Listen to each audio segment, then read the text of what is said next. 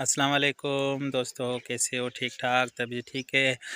ये मैंने चैनल खोला है तारिक हुसैन व्लॉग्स के नाम से, और ये मेरा गांव है, और ये जो है ये मेरा शागिर्द है।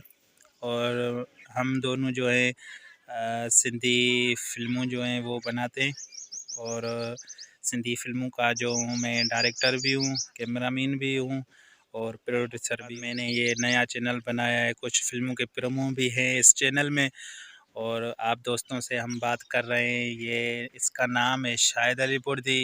ये आपसे बात करेगा, सिंधी में बात करेगा।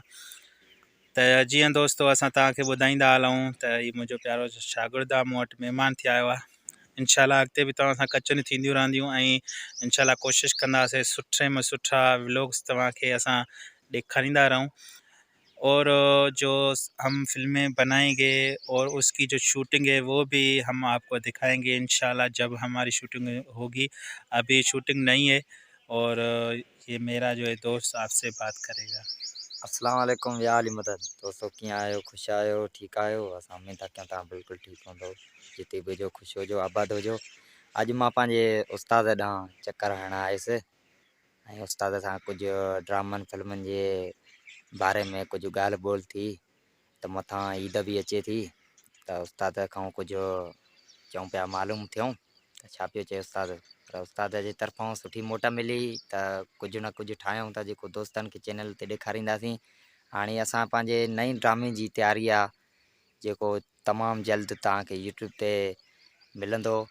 ऐं असांजे उस्ताद जो चैनल आहे तारिक हुसैन व्लॉग, हिनखे लाइक कयो, सब्सक्राइब कयो, जीअं तव्हांखे हिन ते खोड़ सारा वीडिया ऐं ड्रामा वग़ैरह मिली सघनि।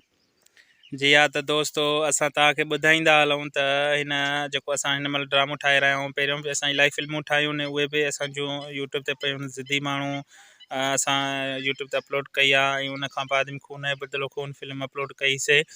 ऐं उन खां बाद में असां हिकिड़ी सिंधी फिल्म जेको आहे त हाणे नईं जी तयारी कयूं था, ऐं उन खां बाद में असां ड्रामे जी बि तयारी कयूं था, जंहिंमें ड्रामे में वॾा वॾा इंशाल्लाह असां अदाकार रखंदासीं। पर कहिड़ा कहिड़ा अदाकार असां रखंदासीं उहो असां तव्हांखे ॿुधाईंदासीं अॻिते इंशाल्लाह वीडियोज़ में।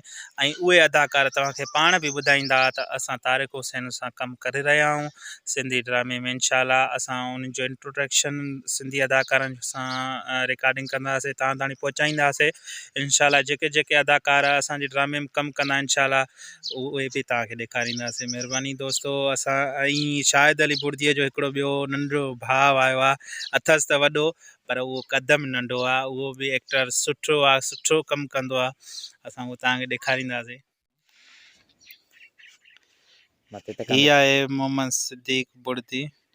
असलम छा आहे त हे राति जो जेको आहे न निंड घटि कंदो आहे, ने थोरो उजाॻो बि हुयो। हिकु ॿ दोस्तनि जी फिल्मूं हुयूं लाड़काणे, उन्हनि जी रिकॉर्डिंग ते वियो, पोइ हिन जे करे हिनखे निंड जेको आहे त खयूं थी वञे। सिंधीअ में चवंदा आहियूं निंड खयूं थी वञेसि, पाण ॾिसी सघो था। ऐं हिनखे मशहूरु जेको आहे कोडू कोडू जे नाले सां मशहूरु आहे। हा कोडू, मथे कंद कर, ॻाल्हाए भला माण्हुनि सां। निंड थी अचे हिन हमरा खे, निंड थी अचे हिन सां। इंशाल्लाह तव्हांखे वधीक वरी कचहरियूं कराईंदासीं। ऐं उन खां बाद में हिन फिल्मुनि में कमु बि तव्हां ॾिसंदव। फिल्म ॿिनि में कमु हिन जो थियल आहे, यूट्यूब ते पयूं आहिनि, ऐं कुझु इलाही ॿियूं बि फिल्मूं पयूं आहिनि। हिकिड़ी दोस्तनि जी फिल्म हुई लाड़काणे में, पोइ होॾे वियो, हे होॾां मोटिया हाणे, त पोइ उन हिसाब सां वरी हिनखे उजाॻो बि आहे, निंड थी वठी अचे। ऐं हीअ आहे चाचो हिननि जो वाल साहब। वॾा हीअं करे हथ सां